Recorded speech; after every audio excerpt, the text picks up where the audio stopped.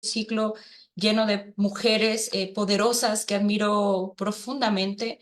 Les comento que la primera vez que tuvimos la oportunidad de escuchar a la doctora Sofía, se me erizó la piel, se me hizo un nudito en la garganta y me conmovió profundamente. Entonces, estoy agradecida de que haya aceptado esta invitación.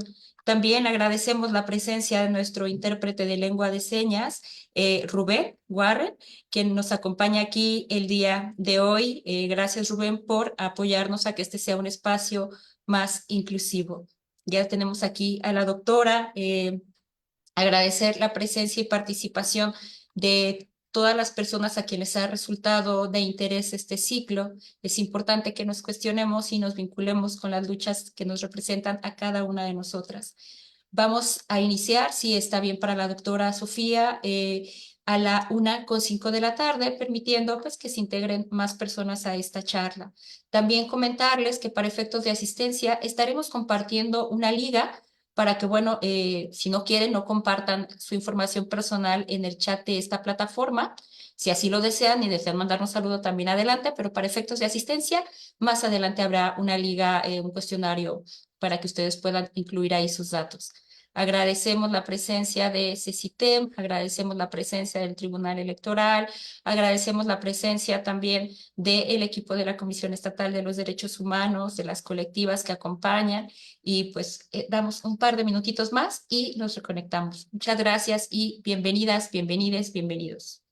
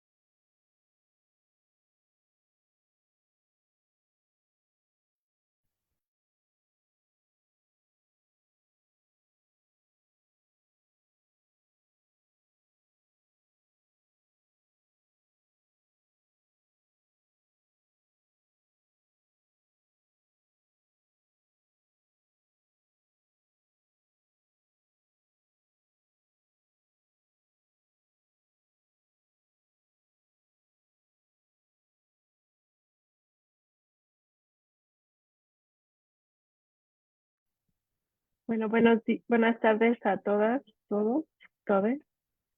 Pues son la 1:05. Si quieren, vamos empezando. Claro que sí, doctora, justamente estamos abriendo.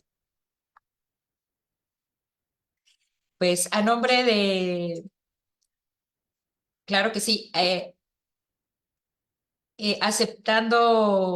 perdón, agradeciendo haya aceptado esta invitación. Hace tiempo que estábamos con las ganas de tenerla por aquí, de tener su voz, su experiencia y la forma tan amable en la que usted comparte esta lucha y su experiencia, sus conocimientos. Entonces, a nombre del doctor Marco Antonio Tinoco Álvarez, quien preside esta Casa de los Derechos Humanos, a nombre de el maestro Alejandro Sandoval Rocha, el coordinador de estudios, divulgación y capacitación también de esta Casa de los Derechos Humanos, le damos la más cordial bienvenida.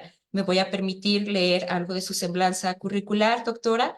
La doctora Sofía Blanco Sixtos es doctora en Desarrollo Rural por la UAM Xochimilco, lesbiana, defensora de derechos humanos y cofundadora de la colectiva feminista MAPAS. Sea usted bienvenida, doctora. Le cedo el uso de la voz y nuevamente muchísimas gracias.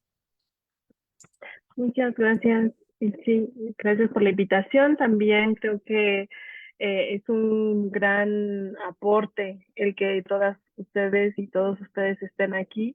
Sé que muchos están también en su área de trabajo, entonces la verdad es que aunque estén en su área de trabajo, espero que puedan escuchar, que de la manera posible también puedan participar. Y bueno, hice una pequeña presentación como para guiarnos, como para ayudar visualmente también como a ver y demás. Entonces me voy a permitir ahorita compartir la pantalla. Eh, y muy bien.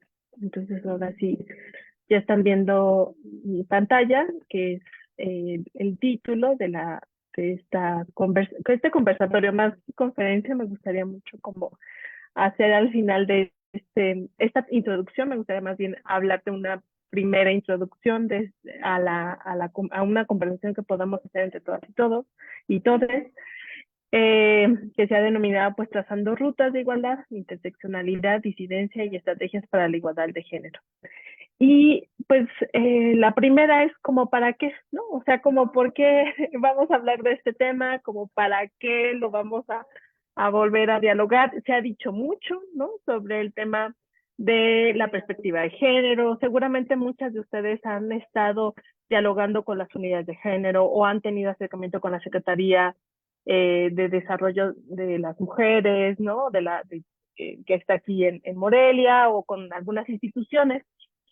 Pero justo creo que aún sigue haciendo falta el reconocimiento a las mujeres como sujetas de derecho, ¿no? Y que es muy importante cómo hemos luchado las mujeres y el movimiento amplio también de mujeres porque se nos reconozca como sujetas de derecho y no simplemente como alguien que hay que tutelar, que eso ya lo puntualizaré un poquito más adelante, pero era sobre todo el tema del tutelaje hacia nosotras las mujeres, ¿no? Y por otro lado también el acceso a la ciudadanía. ¿Qué significa ser consideradas ciudadanas? ¿Qué significa reconocer que vivimos en un Estado de Derecho y también en el que dentro de este Estado de Derecho hay distintas identidades, que estas identidades van teniendo una interseccionalidad y que es muy importante el reconocimiento de no solamente una identidad, sino de las múltiples identidades y cómo también estas identidades se van interseccionando, van reconociéndose, ¿no? Entonces, llevar a todo esto, llegar a esto, pues conlleva una crítica, por supuesto, a la construcción del Estado, cómo fue construido, pensado el Estado como lo conocemos, que es desde los siglos XVIII, sobre todo XVIII-XIX, el nacionalismo y los esencialismos, ¿no?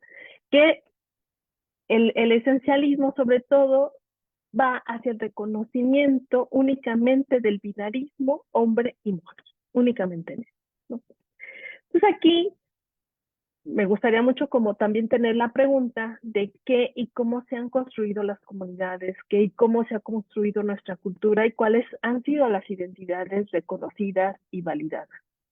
Estas identidades que seguramente para muchas y muchos lo han percibido a lo largo de su vida, de cómo hay algunos lugares donde ser de cierta forma no es bienvenida o vestir de cierta forma tampoco es bienvenida, ¿no? Entonces, aquí me voy a ir un poco más lento y aquí hago sobre todo algunos apuntes históricos de cómo llegamos o cómo, desde dónde podemos llegar a partir a esta crítica del Estado, del nacionalismo, de las identidades, de la construcción de desde este modelo de ser hombre y modelo de ser mujer. Y es importante señalar que durante el siglo XVIII, el siglo XIX, ya ya se tenían luchas de las mujeres por ser incluidas, por ejemplo, en las universidades. Sabemos que la inclusión de las mujeres en la universidad llega hasta el siglo pasado, o sea, imagínense el retraso que hemos tenido, pero que ya vamos avanzando poco a poco para que las mujeres pudieran acceder a la universidad en materias, por ejemplo, que son de las ciencias, ciencias duras, y aquellas profesiones que no son consideradas femeninas, ¿no? Las primeras profesiones a las que entramos las mujeres, pues fue justamente de ser profesora, maestra de primaria, de kinder, ser enfermera. ¿Por qué? Porque lo que se decía era que no se alejaba de nuestra identidad, que es el cuidado. Ser profesora es cuidar a los niños, ser enfermera es cuidar a los enfermos, a las personas enfermas, y entonces yo lo que voy a hacer no se aleja de lo que es mi, como mi esencia, que es algo que se maneja mucho de esto es de nosotras las mujeres, ¿no? Sin embargo, a lo largo de este tiempo hubo algo que no se veía como propio de las mujeres y era tener propiedades, ni tampoco el derecho al voto. Sé que han habido ya otras conferencias u otros espacios de diálogo sobre el sufragio femenino, y en este sentido, el tema del acceso a los derechos civiles y políticos, aunque fuera una mujer de clase alta, era complejo, complicado el tener, el, el ser presentada ella misma como la propietaria de sus bienes. Casi siempre era tutelada por abogados, por familiares varones. Y entonces una de las primeras luchas que fue es ser propietaria de las tierras, y que bueno, todavía a estas fechas encontramos que aún hay muchas mujeres que la propiedad, aunque haya sido comprada por ellas, no está a nombre de ellas. Y por otro lado también el tema de quién está decidiendo en estos espacios políticos, en estos espacios de toma de decisiones, quiénes son quienes están tomando las decisiones, y lo que se encontraba era que los hombres eran quienes tomaban las decisiones para toda la población, ¿no? Entonces, se tomaban decisiones que tenían que ver con nuestra vida, con nuestros derechos. Bueno, en ese momento no se consideraban los derechos de las mujeres, pero que sí tenía que ver con nuestra vida, con la vida de lo privado y con la vida de lo público. Por eso la importancia del movimiento del sufragio femenino, que aquí en México yo lo sitúo, esta es una situación, yo lo estoy situando a partir de 1917, cuando nace la Constitución mexicana, cuando hay toda una discusión, además, a nivel nacional, de que en la Constitución se tiene que considerar a las mujeres como ciudadanas y que, sin embargo, no fuimos incluidas. Por otro lado, también ya estaban organizadas las mujeres para que ellas también pudieran votar y ser votadas. El derecho a tener una representación política dentro de los ayuntamientos, de los niveles de en cualquier nivel de gobierno, no era para las mujeres. No había algunas excepciones, pero eran eso, excepciones. Entonces, ¿cuándo se termina, o lo sitúo justamente en qué momento se termina esto? Cuando se obtiene el sufragio femenino a nivel nacional, que fue en 1953. En este momento, a nivel nacional, cualquier mujer podía votar y cualquier mujer podía ser considerada dentro de los partidos para ser candidata. A esta, digamos, se finaliza porque ya se tiene sufragio, pero lo que van viendo, y aquí hay que citar un poco como a nuestras abuelas, o depende de la edad, si son muy jóvenes, pues a lo mejor a sus bisabuelas, que si pudieron votar, en qué momento pudieron votar, en qué momento también pudieron ser elegidas. En algunos grupos he preguntado, por ejemplo, cuáles de sus abuelas, quiénes de las mujeres de su familia, de las generaciones de su madre, de las generaciones de su abuela, han sido o han tenido cargos públicos o cargos comunitarios, y lo que encontramos es que casi siempre se acerca más a la generación de nuestras madres, en algunos casos, y en muchas, muchas más en nuestra propia generación.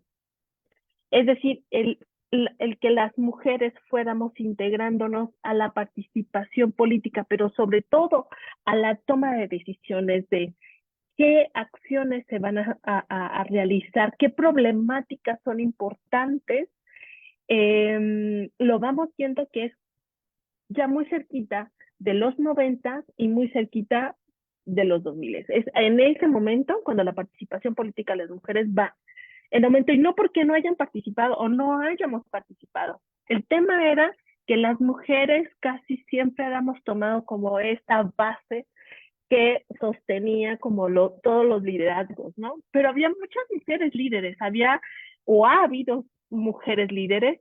El tema era por qué no eran consideradas como candidatas.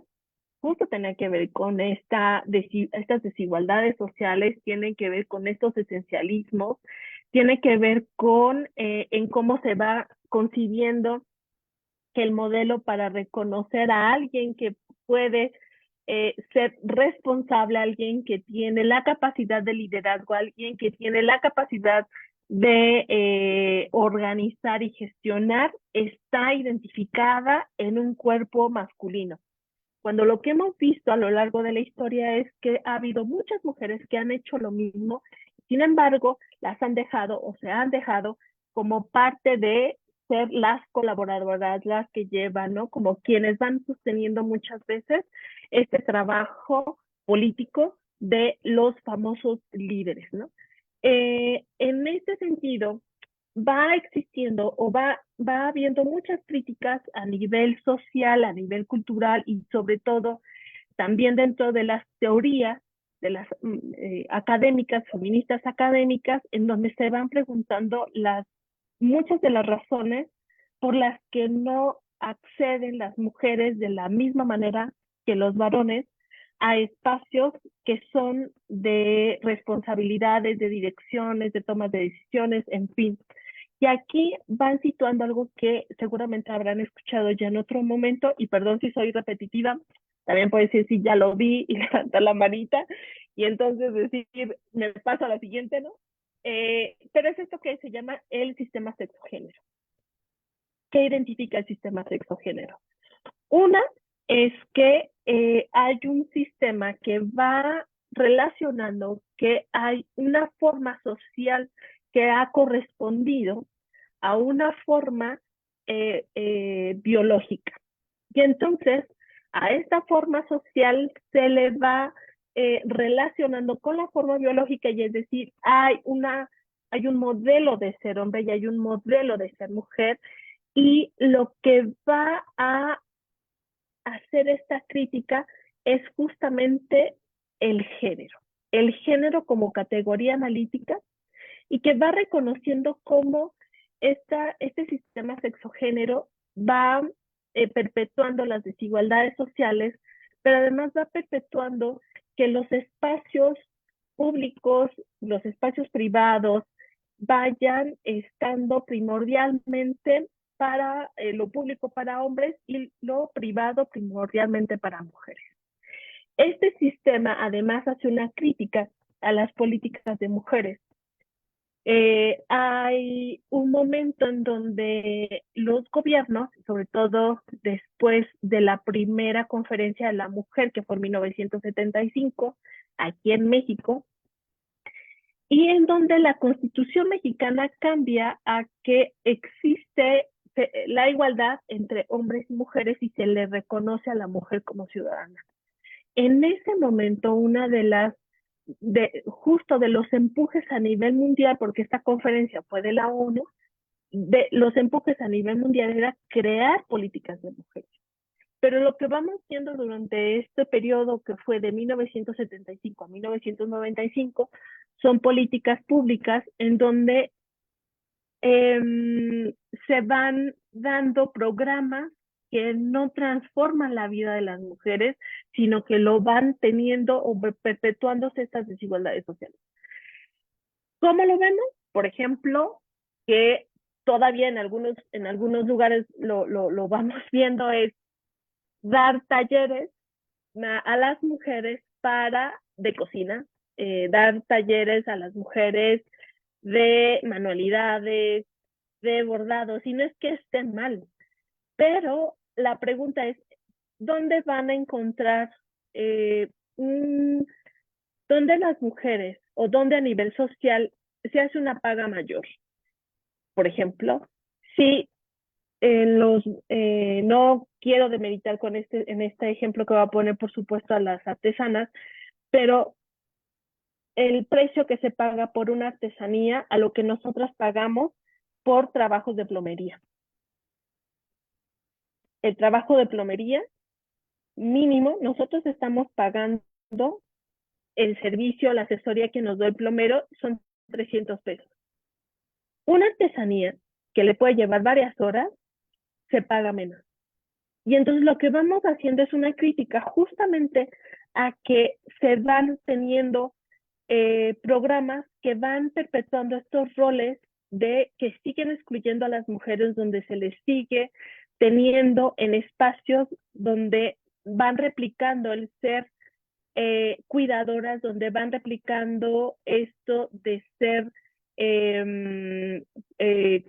no solo cuidadoras, sino también el trabajo remunerado, sino también el no alejarse de lo que se busca, que es que las mujeres estén al servicio de los demás o de otras personas, ¿no?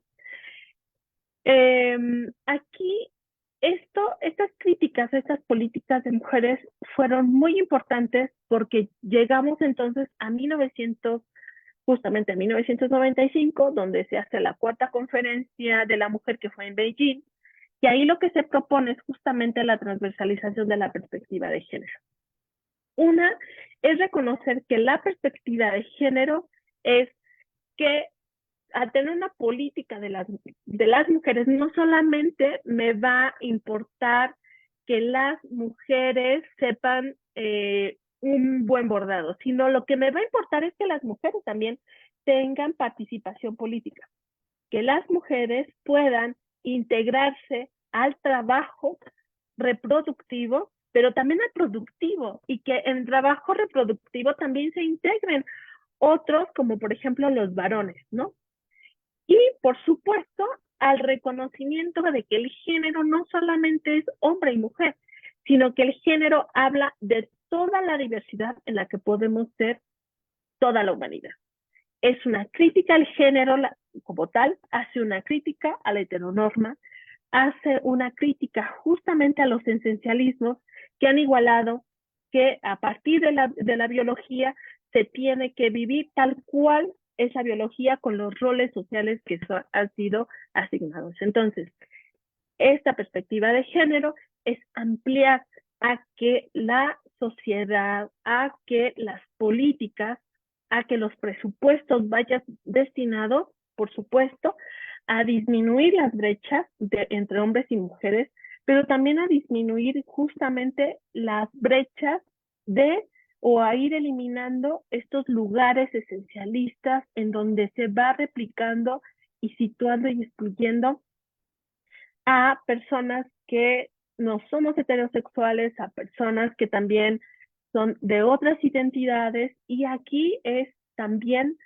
ampliar en otro momento, pues también lo vemos en la bandera del arco iris, ¿no? De quiénes son, quienes estamos dentro de la comunidad LGBT. De 1996 a 2015, aquí situó justo el gran empuje que hubo en México de la transversalización de perspectiva de género. No fue solamente en México, sino a nivel mundial. Y estas políticas que van generándose con perspectiva de género van hablando, y lo vamos viendo en el nacimiento de la ley, por ejemplo, la Ley General de las Mujeres a una Vida Libre de Violencia. Esa ley puso justo darle un marco legal, un marco legislativo a las situaciones de violencia que históricamente hemos vivido las mujeres. Y no solamente eso, sino que también va a decir en qué ámbitos y cuáles son los modos de violencia, ¿no? Entonces, va a reconocer la violencia en el ámbito laboral, en el ámbito educativo, en el ámbito doméstico y también en el ámbito político. Va a decir que las formas de violencia son físicas, son emocionales, son sexuales, son patrimoniales. Y además va a decir cuáles son los mecanismos para que se pueda garantizar que las mujeres no vivan más violencia. Esta marcó un antes y un después a nivel nacional de qué significaba la violencia. En otro momento, si las mujeres denunciaban que estaban siendo abusadas o violentadas en su familia, en el área laboral, no había una, aunque fueran y sean la denuncia, las estancias lo que hacían justamente era llegar a buscar acuerdos entre el esposo y la esposa, entre las parejas o entre quien había agredido a las mujeres, ¿no? Entonces, esta legislación va abonando justamente, que fue nacional, cada uno de los estados lo tenía que hacer la propia, fue abonando para que en ese momento, que se consideran las procuradurías, fueran considerando ya como un delito la violencia hacia las mujeres. En otro momento, estos delitos no eran considerados como tales. Era considerado más como un problema, era considerado como una situación que se pueda presentar, pero justamente el hecho de que haya mujeres participando en la política pública implica que las problemáticas de las mujeres se integren a las políticas, a las legislaciones y a las acciones nacionales para buscar una respuesta, y en este caso es la erradicación de la violencia de género, ¿no? Por otro lado, también fueron abriéndose en todo el país los institutos estatales y en este caso el Instituto Nacional de la Mujer. Y en ese sentido se fue institucionalizando también el movimiento feminista. Es decir, que este empuje de todo lo que he relatado hasta el momento viene dándose a partir de un movimiento de mujeres, del movimiento feminista, para que se haga realidad el que las mujeres puedan participar en cualquier ámbito social, económico, político, cultural de nuestro país. Y algo que fue interesante fue ver cómo muchas mujeres que habían estado participando en el movimiento, también, o dentro del movimiento, o dentro también de las academias feministas, ahora también formaban parte de estas instituciones. Y lo que vamos viendo es justamente que dentro de las propias instituciones de gobierno, las instituciones educativas, culturales, en fin, vamos encontrando mujeres que también son feministas y que también están trabajando dentro de las instituciones, y esto lo que va permitiendo es el empuje dentro de muchas instituciones para hacer realidad la perspectiva de género. Vamos a encontrar a partir de esto también el hecho de que van generándose discusiones mucho más amplias de qué significa también la erradicación de la violencia de género. Y es considerar que no solamente hay mujeres heterosexuales, sino que va a haber toda una gama de mujeres que somos lesbianas, mujeres bisexuales, mujeres trans, y entonces hay que incluir dentro de este espectro a otras mujeres que no habían sido o no se visibilizan de la misma manera. En este sentido, justo yo lo sitúo, esto es una situación, situar históricos que yo he hecho, no es de una autora, sino lo sitúo a partir de los movimientos, pero también de las experiencias que he tenido. Y es a partir del 2016 al 2024 donde van presentándose con mayor fuerza el reconocimiento de identidades no binarias y, por supuesto, el tema de las políticas públicas desde la interseccionalidad. ¿Qué significa esto? Significa que vamos teniendo un movimiento donde el reconocimiento de las mujeres, pero también el reconocimiento a otras identidades, se convierte en parte de la discusión pública. Vamos teniendo, por ejemplo, que a nivel nacional cada vez en más estados se van se van a aprobar los matrimonios igualitarios. Se va a aprobar además en que se les reconozca las identidades a mujeres trans, a hombres trans, que se reconozca además la identidad de género como no binaria. Uno de ellos fue justamente el que el año pasado asesinaron a Ociel, el magistrado Ociel, y ella lo que hace justamente es como a nivel del INE, nosotras, las personas que son no binarias, puedan tener su credencial de lector y ahí se especifique como nombre y no mujer, sino justo como una persona no binaria. Esto va a ser una irrupción social impresionante. La burla que se ha dado a las personas por mencionar con la E como un pronombre neutro va a llevar a muchos lugares también de mucha violencia, que podemos verlo como burlas, que podemos verlo como negación, como exclusión, como discriminación hacia las personas no binarias. Vi que varias que están en el grupo están dentro de los bachilleratos o dentro de la educación básica, y justo lo que muchas profesoras y profesores mencionan es: no conozco cómo tratarle a ella, ¿no?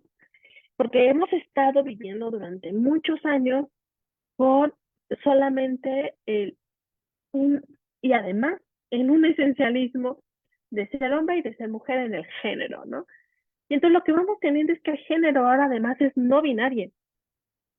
Y eso va a trastocar muchas sensibilidades, pero también va a trastocar muchas creencias de cómo nos hemos afirmado nosotras, nosotros, así tal cual, y que a partir de estos reconocimientos a otras identidades va habiendo todo un movimiento nacional que desafortunadamente fue más fuerte a partir del asesinato del magistrado.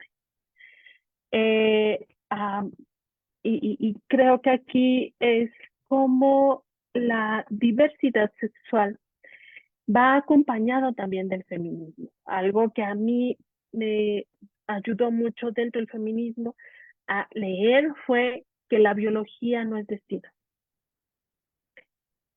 La biología es un proceso que podemos vivir en nuestra vida, pero eso no es lo que va a ser nuestra psique. La psique es todo un proceso que es social, que es comunitario, que es familiar, y que es así que va construyendo un género que no necesariamente se va a acoplar a estos dos moldes, y qué bueno que no nos acoplemos a estos dos moldes, porque tendríamos un mundo pues solamente en dos colores, ¿no? En blanco o negro, en colores que solamente identificaremos en eso, como qué tan grises podemos ser, de qué tan nos acercamos a lo blanco, qué tanto nos acercamos a lo negro, y no incluiríamos estos colores. Entonces, aquí apuntar algo que me parece importante para hacer estos análisis que desde el inicio mencioné, que es el tema del Estado, el tema del patriarcado, el tema también de lo económico. Y una es este apunte de una autora que es estadounidense, que les recomiendo mucho leer, que se llama Donna Haraway. Ella es una filósofa feminista y ella lo que abona es cómo nuestro conocimiento parte de nuestra propia experiencia, en donde el conocimiento va a partir del contexto y el momento histórico, espacial en el que nosotros nos encontremos. Por lo tanto, el conocimiento no puede ser universal. El conocimiento no se puede aplicar de manera atemporal. ¿Por qué? Porque las circunstancias van cambiando.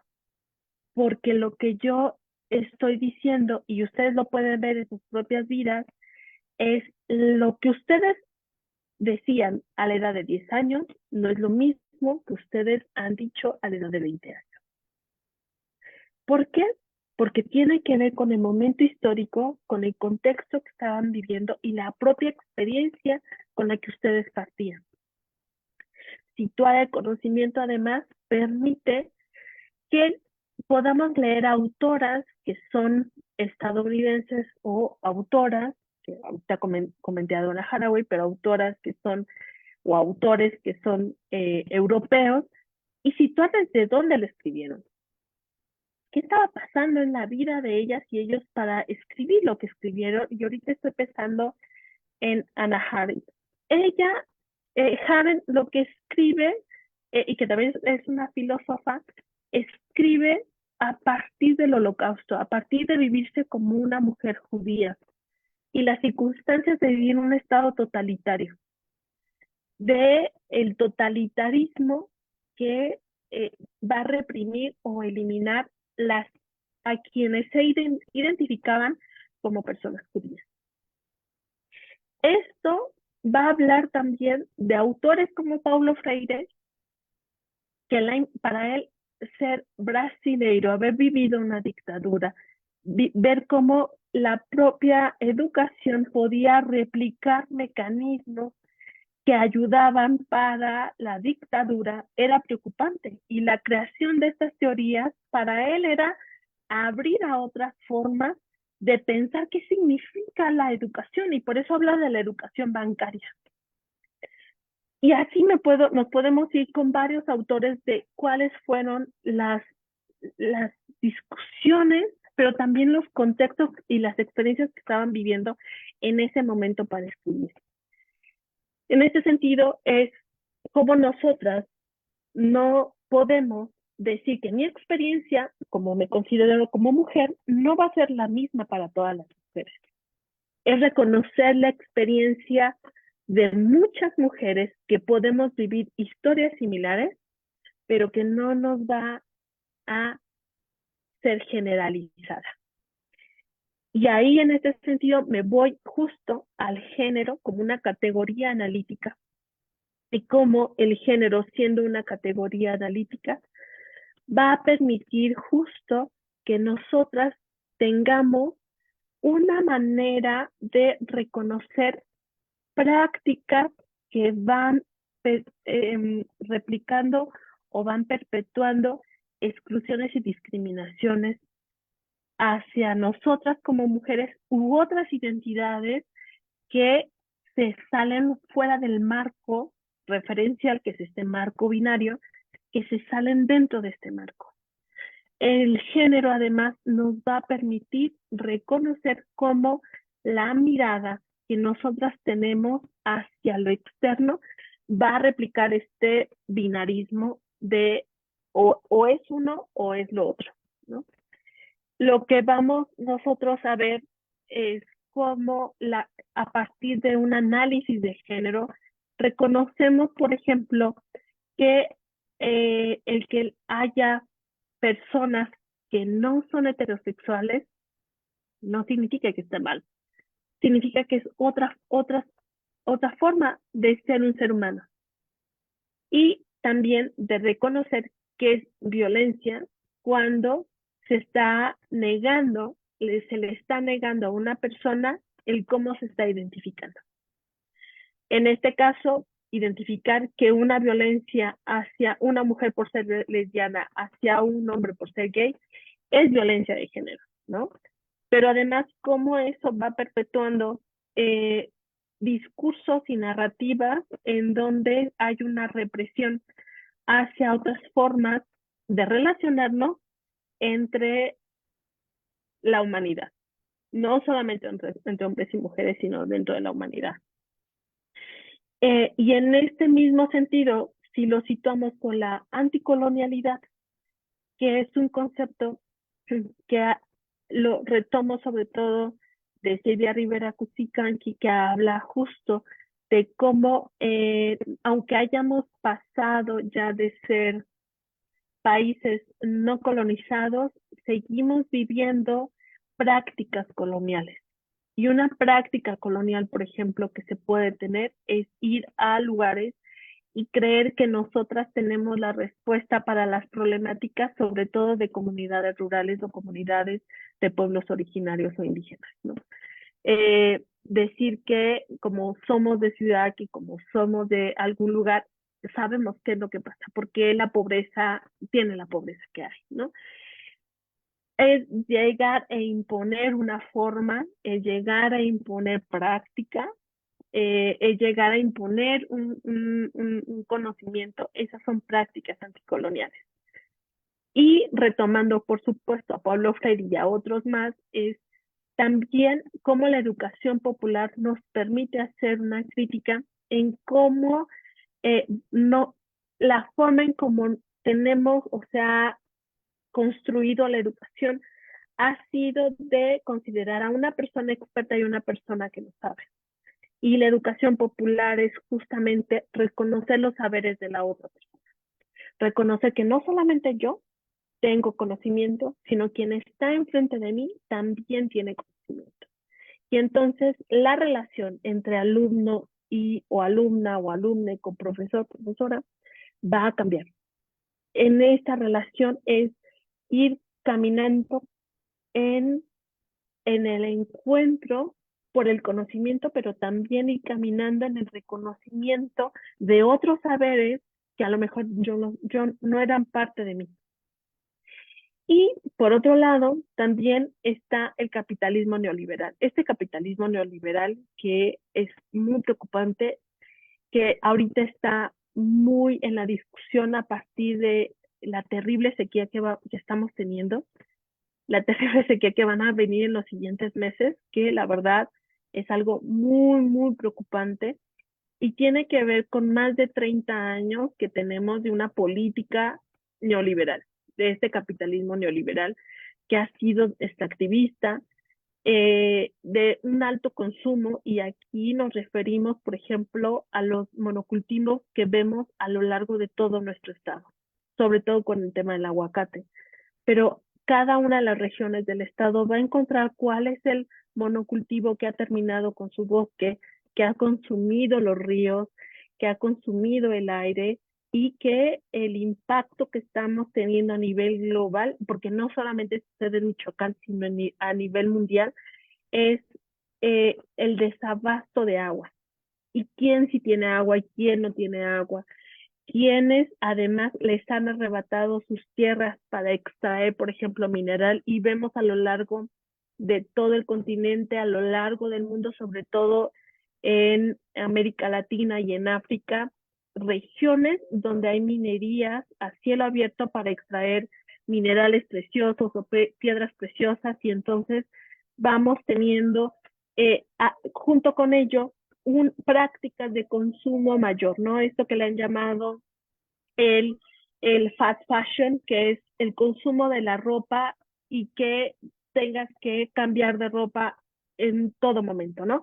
En donde la ropa se convierte también, y ha sido histórico, que la ropa representa también un estatus social, un estatus económico. Y entonces a partir del estatus es también qué tanto consumo, porque en este momento actual lo que es, entre más consumo, más va a representar el nivel o el poder económico que tengo, y que tiene que ver esto con el poder, ¿no?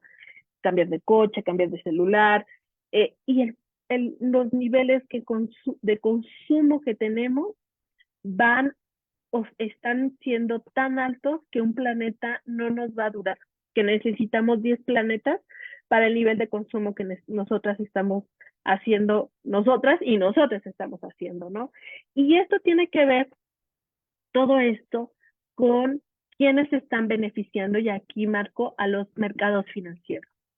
Quienes se están beneficiando tiene que ver con a quienes se les han reconocido como este gran sujeto universal. Y el sujeto universal es ser hombre, ser blanco, y con blanco me refiero al norte global, es decir, Estados Unidos, Canadá, Europa, Rusia, ¿no? Ser además heterosexual, ser de clase alta y por supuesto no tener ninguna discapacidad y ser adulto. Estos son los que nosotros vemos en los mercados financieros. Ustedes pueden buscar una foto de un encuentro por ejemplo, de todos los bancos mundiales, fotografías de quienes están dentro del Banco Mundial, del Fondo Internacional, y lo que van a ver es eso, la gran mayoría son personas blancas, sobre todo hombres blancos, heterosexuales, clase alta, y ellos son los que a nivel global están definiendo, son quienes van manteniendo estas producciones que han empobrecido profundamente a nuestros países. Nuestro país, dije países, por si hay alguien más que no sea solamente de México, pero que han empobrecido, sobre todo nosotros lo podemos ver en las áreas rurales, ¿no? Es importante para mí también aquí señalar cómo esto va de la mano con el capacitismo. El hecho de enfermarnos, el hecho de tener una discapacidad, el hecho de tener alguna condición psicológica, por ejemplo, o psicosocial que no me permita ser útil, es mal visto en nuestra sociedad. A eso le llamamos capacitismo. Este lugar en donde cualquier persona que haya a nuestro alrededor debe trabajar, debe ser útil. Si no lo es, se le va a excluir. Y esto lo que vemos es justamente una crítica para reconocer cómo se ha excluido en nuestra sociedad a personas que se viven con alguna discapacidad, pero también cómo se vive las personas que llegan a la tercera edad. Personas que tienen más de 60 años o más de 50 años y que entonces ya no encuentran trabajo, ya es muy difícil que tengan el ritmo de una persona joven de 20 o de 30 años y que cada vez sea más complicado el que personas adultas mayores vayan a encontrar un sustento y más. Ahora que este tema de los mercados financieros también ha implicado en que en muchos de los países tengamos pocas seguridades sociales. Muchas de nosotras que no nacimos o no empezamos a trabajar durante los años 80 o en los 90, no vamos a tener jubilación, ¿no? No sé cuántas personas que estén aquí puedan decir, sí, yo me voy a ir y me voy a jubilar cuando termine de trabajar, me voy a jubilar y voy a tener la tranquilidad de recibir una jubilación, ¿no? Eso es profundamente terrible porque se están privatizando mucho más los servicios o la seguridad social como la salud. Y por otro lado, la crítica al adultocentrismo, que eso tiene que ver justamente con el mirar que este modelo del sujeto es únicamente adulto, es decir, no entran las juventudes, no entran las infancias, ni tampoco las personas adultas mayores. Están justamente dentro del adultocentrismo, están estas. Y algo que cabe mencionar aquí y que lo estaba justo en el tema de la anticolonialidad, me voy a regresar solo un poquito, es mencionar cómo a partir del mestizaje hay un borrado de la línea a través de nuestras familias de quienes venimos de pueblos originarios, de quienes venimos de familias indígenas, y se va borrando como si no existiera más que este lugar de mestizaje y no un lugar en donde le demos cabida a la lucha de nuestros abuelos o nuestras abuelas, por ejemplo, por la tierra, por el agua, la lucha por la comunidad, la lucha que se han sido históricas. Entonces, también aquí lo conjunto porque a partir de todos estos lugares vamos teniendo una sociedad que va abriéndose poco a poco hacia mirar los derechos de las mujeres como algo que es importante, pero que los derechos de las mujeres indígenas no, o los derechos de las mujeres pobres no, los derechos de las trabajadoras del hogar no. Y aquí, en este sentido, es que me voy a estas reflexiones colectivas, perdón, que tiene que ver con cómo podemos, perdón, me voy a regresar, cómo podemos mirar en una trabajadora del hogar que generalmente son mujeres que vienen de comunidades rurales o comunidades de pueblos originarios, como vienen también de familias que son pobres, que tienen un bajo nivel o que no pudieron tener acceso a la escuela y por lo tanto no terminaron a veces la primaria o no pudieron ingresar a la secundaria, donde además algunas no hablan bien el español y entonces vemos, por ejemplo, las trabajadoras del hogar, cómo en ellas podemos ver un ejemplo de cómo los derechos de las mujeres no son para todas y el cómo quienes trabajan dentro de casa se considera que forma parte de su ser mujer y por lo tanto, pues, ¿por qué nos van a cobrar el hecho de ser, por el hecho de trabajar en casa, ¿no? Conocemos historias de mujeres trabajadoras del hogar que les pagan con comida cuando sabemos que ese es un trabajo que quienes estamos en casa sabemos que es un trabajo que además es infinito, nunca termina, y en donde además estas mujeres no van a tener, por supuesto, una jubilación. Y ellas mismas se organizaron, ellas mismas se empujaron para tener el seguro social. Aquí es donde vemos cómo los derechos de las mujeres son importantes, pero también es importante ir haciendo un análisis de estas interseccionalidades, hacer un análisis de la no universalidad, desde la no generalización, para incluir a otras mujeres y en este caso, como comento, el de las trabajadoras del hogar. En este sentido, y me voy a estas reflexiones colectivas, creemos que para ir construyendo otras posibilidades es importante, por un lado, es hacer comunidad, por otro lado, el reconocimiento a la diversidad identitaria y a la disidencia sexogenérica, el cuidado colectivo, reconocer que el cuidado no es solamente para las mujeres, sino que también es para entre todas las personas, que tenemos que ir integrando acciones anticapitalistas y esto tiene que ver con acciones donde el consumo no sea en el mismo ritmo que estamos teniendo.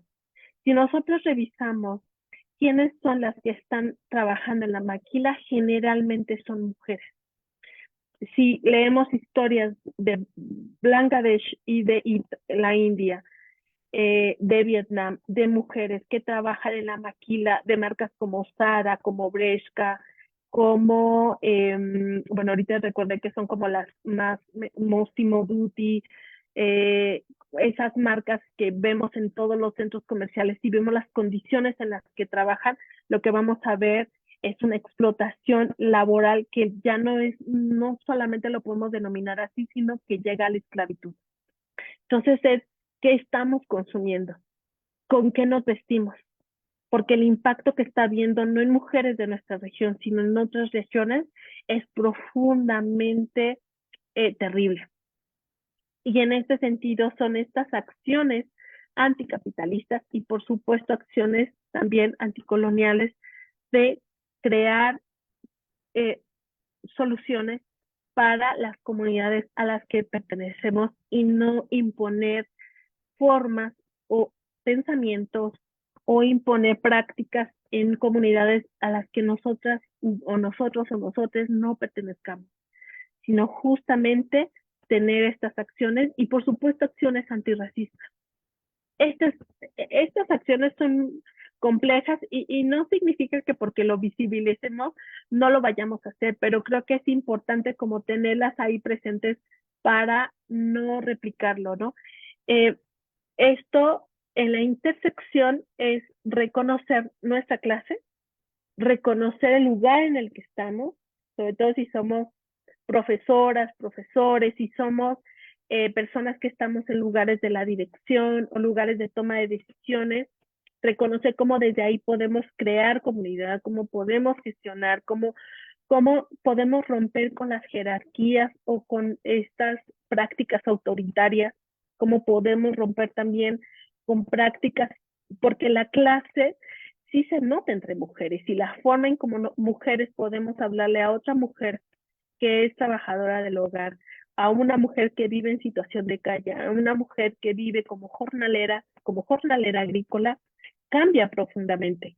Y no tiene que ser como una mirada de verla como con miserable, sino una mirada justamente de qué se necesita, cómo podemos mirarnos desde este lugar de equidad, desde este lugar de reconocer que ella tiene problemáticas y que no necesariamente esas problemáticas yo las tengo que vivir, sino cómo a partir del lugar en el que estoy yo puedo utilizar eh, mis privilegios para transformar un poco esas condiciones. Y aquí lo comento porque hay muchas mujeres que dentro de estos espacios de toma de decisiones, como ser directoras de la escuela, es como ir construyendo mecanismos para que las niñas jornaleras agrícolas de familias jornaleras y se integren a la escuela, cómo voy haciendo prácticas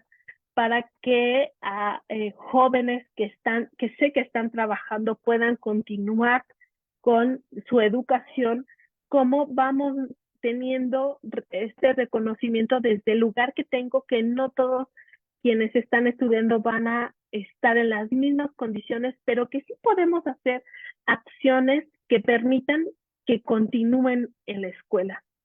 Y sobre todo, pensando en aquellas identidades de jóvenes, de adultos, pero sobre todo pienso más en jóvenes que se identifican como personas no binarias, que se identifican como mujeres trans o mujeres lesbianas, cómo puedo tener acciones que van rompiendo con el esencialismo y el y vayan destinadas al reconocimiento de esas identidades. Y tiene que ver con la disminución de la violencia hacia estas poblaciones, ¿no? Lo comento porque además hay formas en donde podemos seguir construyendo y ese es como lugar de posibilidad a organizarnos para transformar, para hacer posibles otros mundos. Creemos que tenemos que ir haciendo pequeñas organizaciones, pequeños colectivos para abordar nuestras problemáticas, para abordar lugares en donde podamos ir haciendo incidencia, aunque sea pequeña, pero que vaya a una incidencia que a la larga es una sumatoria de muchas y que pueda seguir transformando este mundo en el que vivimos. Entonces, por mi parte, sé que hablé demasiado, pero lo que intentaba era justamente, o quise intentar, fue justamente llegar a hacer que podamos tener como una crítica mucho más amplia para hablar de la interseccionalidad y cómo a partir de estos, en el marco, por ejemplo, del 8 de marzo, el Día Internacional de la Mujer, cómo estas interseccionalidades nos puede permitir no solamente hacer una crítica al esencialismo, a este binarismo, sino también una crítica al capitalismo, sino también una crítica al racismo, una crítica a estas otras formas, por ejemplo, el capacitismo, que van haciendo que mujeres, otras, no puedan acceder a los mismos espacios en los que estamos nosotras, o, o espacios a los que nuestras madres no pudieron acceder. ¿Por qué? Por las condiciones que había.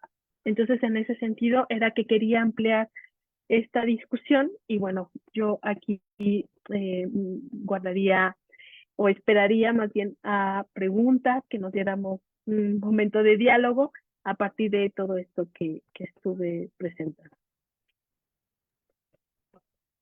Muchísimas gracias, doctora. Ha sido una disertación pues bien enriquecedora, interesante. Yo coincido completamente con esta parte de hacer comunidad. Es bien importante que trabajamos estos caminos entre la diversidad, entre pues no, lo que decíamos al inicio, no somos las mujeres un grupo homogéneo. Y esta interseccionalidad, más allá de ser una lectura de desgracias, nos obliga a reconocer también nuestros privilegios, trastocar estas creencias, como usted lo decía, que tenemos y reconocer aquello que nos atraviesa y que nos hace también sujetos de vulnerabilidad y entender de qué manera podemos integrarnos en completa equidad, buscando esta igualdad transformativa. Yo le reconozco, creo que el futuro definitivamente tiene que ser anticolonial, transincluyente y por supuesto feminista.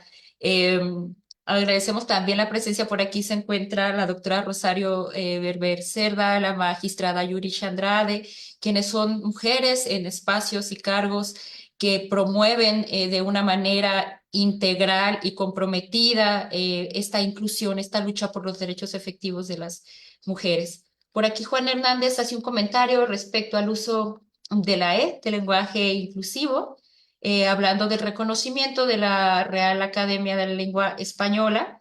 Y bueno, la doctora Rosario amablemente contesta, dice, el uso del lenguaje incluyente, más que un tema académico, es un tema político totalmente, para visibilizar a todas las personas, para transformar, hay que ir más allá de lo que está establecido, porque lo establecido no incluye a todos. Adriana Castro, la subcoordinadora del área de salud de esta comisión, también le manda saludos y felicitaciones. Si hay alguna pregunta, pueden con gusto levantar la mano, le cedemos el uso de la voz o bien colocarla en el chat de esta plataforma. Por aquí le comenta Nora Ramírez, excelente disertante, me hace reflexionar sobre mi práctica docente, buscar herramientas y mecanismos para promover la perspectiva de género en mi vida profesional y mi cotidianidad. Le agradece.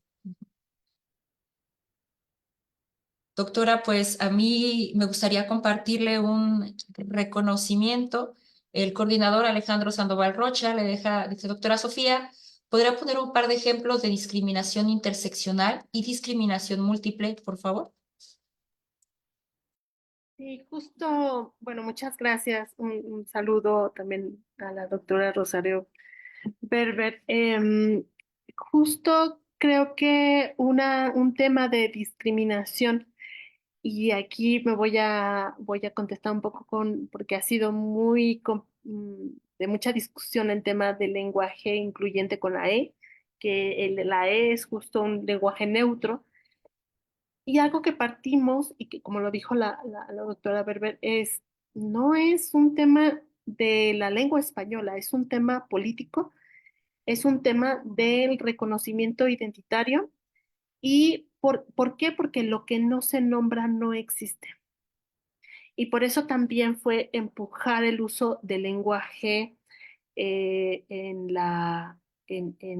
con la A, ¿no? Nosotras, y ahora con la E. Y entonces es nombrar aquello que existe, porque nosotras existimos. Y en el ejemplo de la discriminación, algo que puedo poner es justamente, yo trabajo justamente con la población jornalera agrícola migrante y algo que hemos visto y que han vivido ellas, jornaleras que vienen de Guerrero, de Oaxaca, en donde en las comunidades hay muchas prácticas de partería, hay prácticas para el nacimiento de las niñas y los niños dentro de las propias familias, donde vemos que hay familias que vienen de Guerrero, en donde una jornalera está embarazada, da luz acá en Michoacán, pero al dar a luz la práctica no es asistir, porque han estado además viajando, migrando, entonces no tienen como como lo que normalmente sucede, que uno va al médico y entonces el médico te lleva como todas las revisiones, ¿no? Esto no sucede con la población migrante porque va cambiando de comunidad en comunidad o de municipio. Y lo que sucedió con ellas es que el bebé lo tiene en casa y al momento en que van a la eh, al centro de salud. Lo que les dicen es que no lo pueden registrar porque pues no nació ahí, ¿no? No le pueden dar un certificado de nacimiento porque no nació ahí. Para mí este es un ejemplo de múltiples discriminaciones hacia la población migrante, pero además hacia las otras prácticas que no es únicamente tener a los bebés, sobre todo prácticas que son de pueblos originarios, donde los bebés o las bebés o nacimiento del bebé es en espacios privados, ¿no? Creo que ahí hace falta justamente otros mecanismos que le permitan a quienes han tenido hijos en casa puedan tener el certificado de nacimiento. Puede haber como otras acciones, sobre todo para las poblaciones migrantes.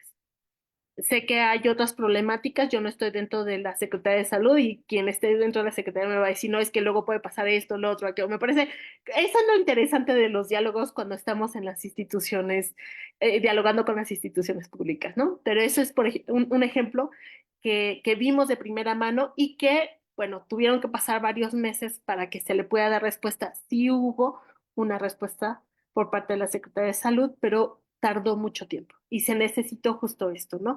Hacer un llamado a otras instituciones para que pudiera tener una identidad el niño, la niña o la niña que haya nacido.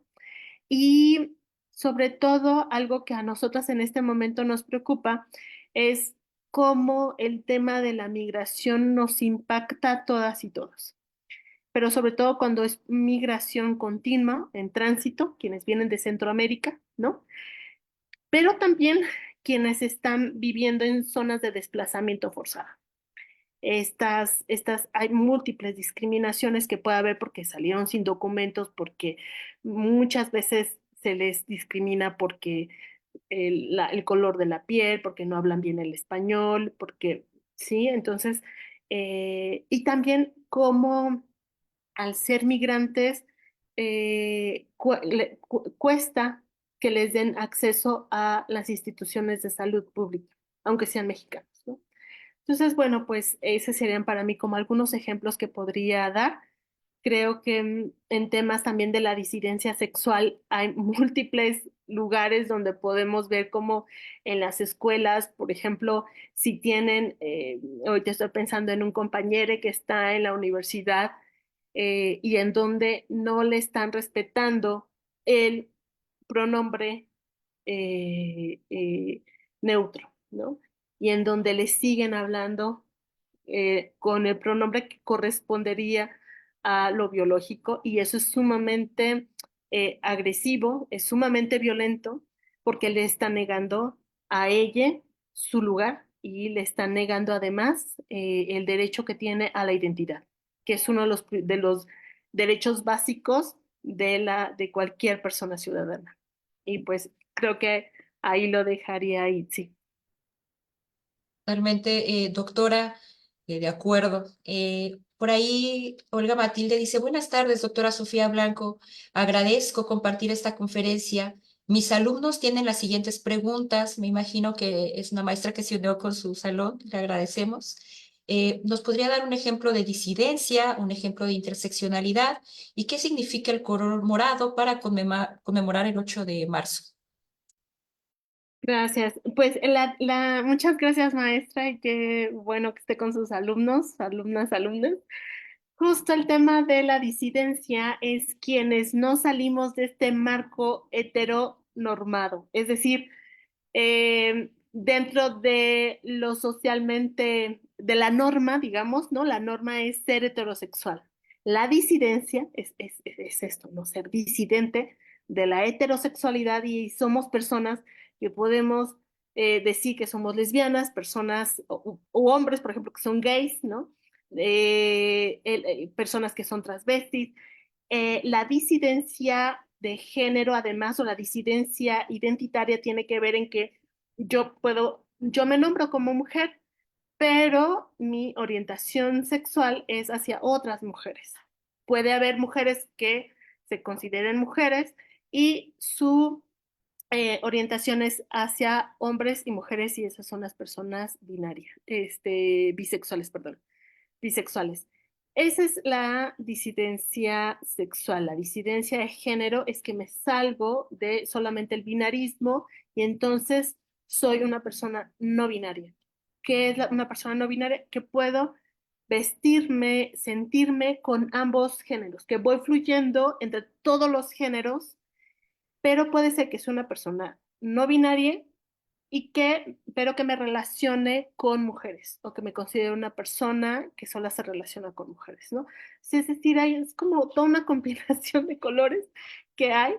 Y bueno, la pregunta del color morado, pues tiene que ver justo con el movimiento feminista, por eso es el color morado, porque es el color del movimiento feminista y el 8 de marzo es a partir de la lucha de las mujeres, la lucha de las mujeres trabajadoras por sus derechos.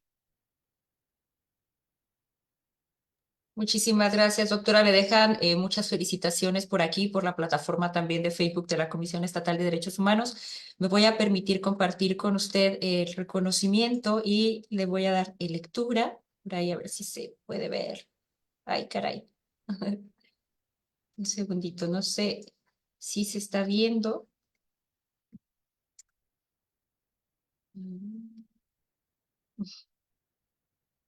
Ay, caray, ¿dónde lo dejamos? Por aquí está. Ya. Ay.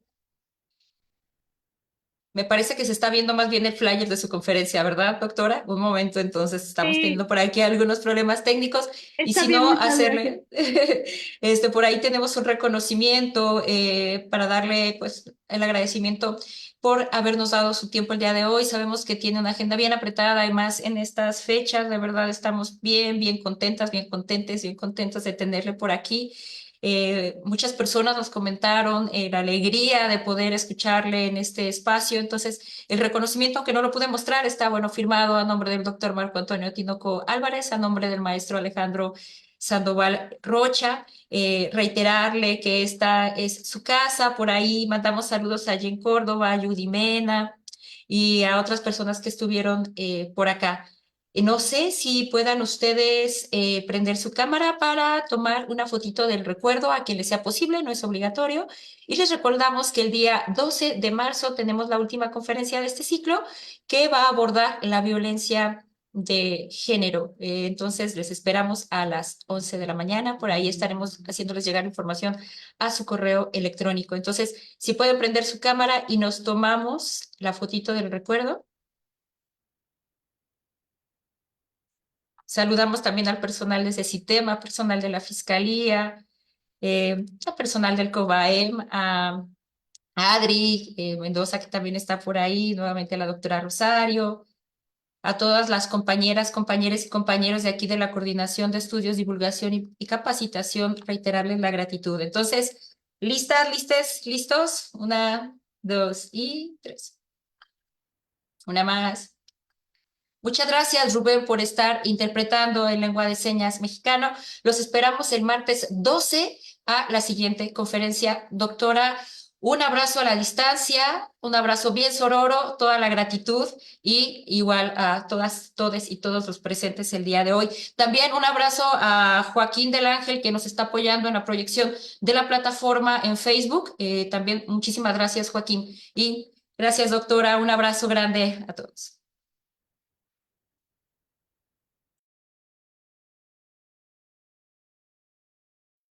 Gracias, hasta luego.